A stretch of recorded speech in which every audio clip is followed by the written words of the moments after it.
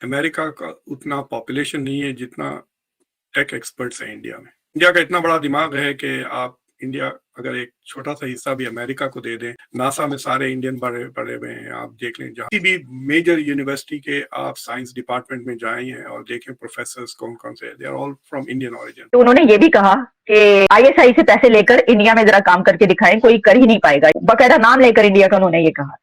इसका मतलब ये नहीं कि पाकिस्तान में कोई राह से पैसे नहीं लेता। मैं सबसे पहले मोदी को पकड़ूंगा। अच्छा, वो पकड़े जाएंगे? हाँ, पकड़ूंगा मैं। ठीक है। और मैं पकड़ सकता हूँ। उन डिस्कशंस में मुझे लगता है कि थोड़ा फ्रस्ट्रेशन हो गया है यूएस को। वो जो नेगोशिएशंस जो हो रहे हैं ना बिहाइंड द सीन्स, मतलब ये G20 समिट्स के पहले से चल रहे हैं। तो विलियम बर्न्स जो सीआईए के डायरेक्टर हैं गए हुए थे, फिर डेप्यूटी नेशनल सिक्योरिटी एडवाइजर खुद ब्लिंकन, बिकॉज इंडिया सेइंग कि ये हमारी बात सुनने रहे हैं। खुद के पास तो जहां भी टेररिस्ट है, जिसको चाहे उसको टेररिस्ट बना देते हैं और हमले कर देते हैं। और हम कह रहे हैं इतने सालों से कि भाई आपके पास खालिस्तानी पल रहे हैं, हमारी एम्बेसीज पे हमला कर रहे हैं, हमारे कॉन्सुलेट्स को जलाने की कोशिश कर रहे हैं। पिछले महीने 2 हिंदू टेम्पल्स पे हमले हो गए खालिस्तानियों के यहाँ पर यूएस में। ये सारा एपिसोड होने के बावजूद, so the India is also getting frustrated with the US के they are not paying attention to India's national security interest.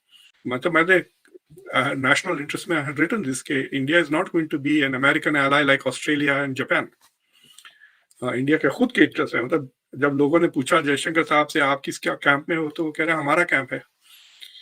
Right, if you remember जवाब जो उन्होंने दिया था कि we have our own camp. So अगर if a country has aspirations to have its own camp, तो फिर आपके कैंप में कैसा आएगा? अब जब वो इंडिया कमजोर थी, लेकिन अब वो मजबूत हो गई है, feels it is strong, so it doesn't feel the need for a formal alliance. So there was a growing distance. India was supporting Russia in मतलब UN में वगैरह by not condemning it, और रशिया की economy को India ने support किया।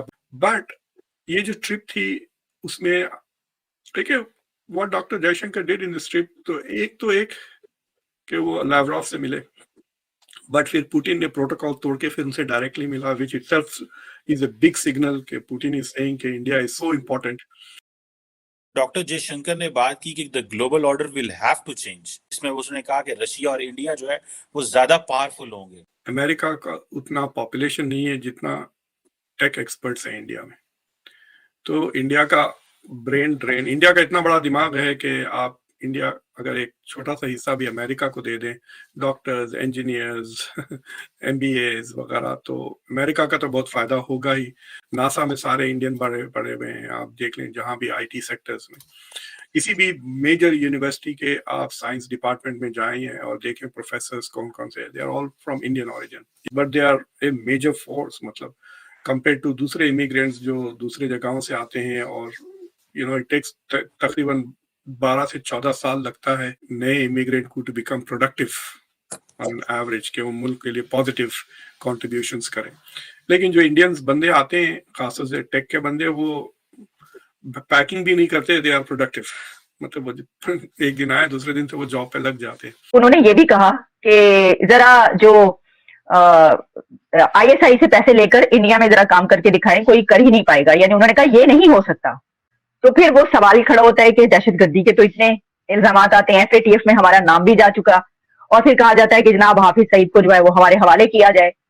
हालांकि जितना अफगानिस्तान को ने पाकिस्तान को जलील किया गुज़श्ता 6 महीने में, इतना इंडिया ने गुज़श्ता 10 सालों में नहीं किया। इंडिया की लीडरशिप तो अब तक भी बड़ी तमीज और बड़ी मरावत और बड़ी जो है वो हलीम तरीके से जो है वो बात करती है। तो वो तो धमकियां देते हैं, और उन्होंने ऐसी धमकियां इनको दी कि वो अगर प्रेस में आ जाएं तो दुनिया हैरान रह जाए कि हम ये कर देंगे, तबाह बर्बाद करके रख देंगे, हमारी बंदूक जो है उसका भी इनको तजर्बा नहीं कि कहाँ तक जा सकती है। तो इसलिए अफगानिस्तान पे ये मरे जा रहे चूंकि उससे इनका जो सेंस ऑफ सुपीरियरिटी है और जो पॉलिसी ऑफ सुप्रीमेसी है रीजन में, और स्पेसिफिकली इस रीजन में जिसमें अफगानिस्तान, पाकिस्तान, ये इलाका, इसको मुकम्मल अपने कंट्रोल में करने का जो ख्वाब है।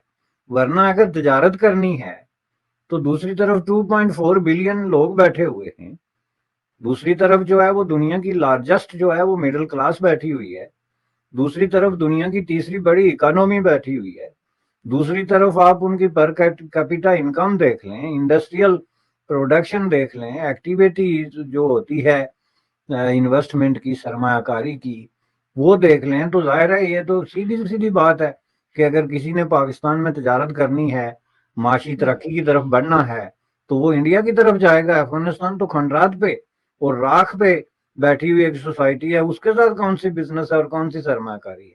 आपने बोला कश्मीर का हल मेरे पास है, क्या हल है? कश्मीर का मसला कैसे खत्म होगा? मैं कहता हूँ ये मसला ही बहुत छोटा सा है। अच्छा अच्छा सालों में हल ही नहीं हुआ, आप कह रहे हैं छोटा सा मसला ही है। आबिद भाई 3-4 जंगे हो गई हैं इसके ऊपर, आपने क्या मैं कहता हूँ जंगे हो गई है ना, हाँ। ये अब तक क्यों नहीं हुआ? क्यों आप बताएं? मैंने आना था तो ये मसला हल होना था। अच्छा अच्छा अच्छा अच्छा। अच्छा, तो आप असल में कैसे हल करवाएंगे ये मसला, ये बताइए। मैं सबसे पहले मोदी को पकड़ूंगा। अच्छा वो पकड़े और- जाएंगे। हाँ पकड़ूंगा मैं, ठीक है। और मैं पकड़ सकता हूँ। अच्छा मैं मोदी को ऐसा पकड़ूंगा कि इनके अंदर से मैं ना इन हाथ डाल के, और इनकी मैं जो निजाम है ना, नहीं सर, मैं अच्छा, बताता अच्छा। हूँ, मैं बता सबसे पहले तो अपने नेबर को थोड़ी रिस्पेक्ट देनी चाहिए, माइंड नहीं करना, समझना है वो बात तो को। देना ही है। सर सुनिए, कभी भी किसी से टेबल टॉक करनी हो, कोई किसी मसले का हल करना हो, तो पकड़ने से नहीं होता, आराम से रिक्वेस्ट करके बैठ के मसले का हल होता है। भारतीय मूल के निवासी पूरी दुनिया में फैले हुए हैं और लगभग हर कॉन्टिनेंट में आपको भारतीय निवासी मिल जाएंगे जो भारत से माइग्रेट करके वहाँ पर काम के लिए या फिर बिजनेस के लिए गए हैं, और ओवर द ईयर उन्होंने बहुत सारा वेल्थ बनाया और बहुत ही प्रोमिनेंट पोजीशन को कब्जाया, और ये उन्होंने किया मेरिट के आधार पर, क्योंकि यहाँ से जाने वाले भारतीय काफ़ी पढ़े लिखे और अच्छी एजुकेशन के साथ जाते हैं। उनका कंडक्ट बहुत ही अच्छा होता है दूसरे देशों में। सबसे बड़ा डायस्पोरा अमेरिका के अंदर रहता है, और अमेरिका में ये सबसे अमीर एथनिक ग्रुप्स में से एक है। अमेरिका की कुल पॉपुलेशन का मात्र 1% होने के बावजूद भारतीय मूल के निवासी वहाँ के टैक्स के ओवरऑल कलेक्शन में 6% का योगदान देते हैं, जो कि एक बहुत ही रिमार्केबल अचीवमेंट है। इसके अलावा भारतीय लोग जहाँ भी जाते हैं वहाँ ही घुल मिल जाते हैं और उसी देश की तरह रहना स्टार्ट करते हैं।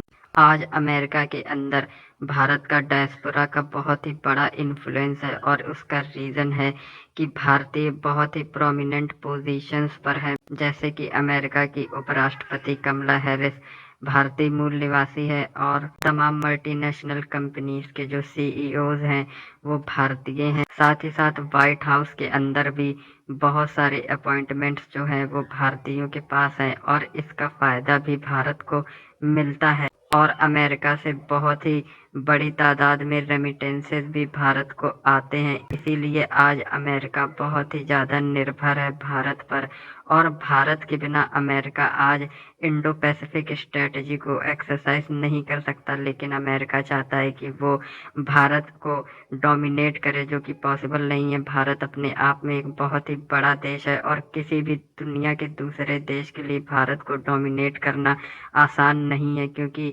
भारत के अपने एस्पिरेशंस हैं और एम्बिशंस हैं दुनिया पर एक ग्लोबल पावर बनकर उभरना, और इसीलिए वो किसी भी देश के झंडे तले नहीं आएगा।